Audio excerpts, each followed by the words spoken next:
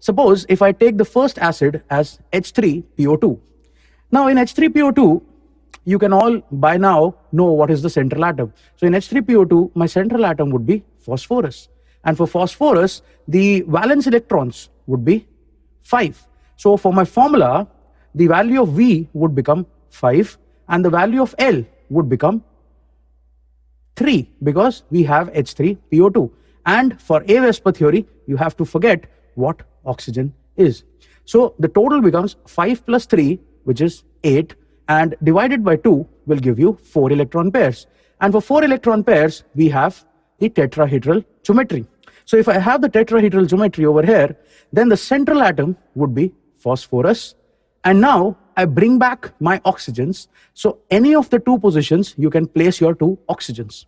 Now, the 2 positions which are vacant, you have to place a hydrogen and you have to place a hydrogen on the second one also.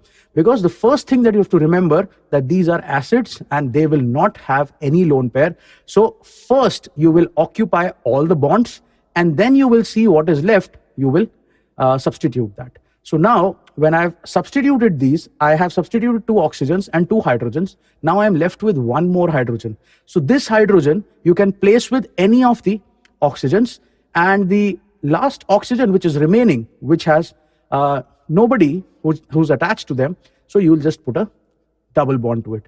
So this is the exact structure of H3PO2. Now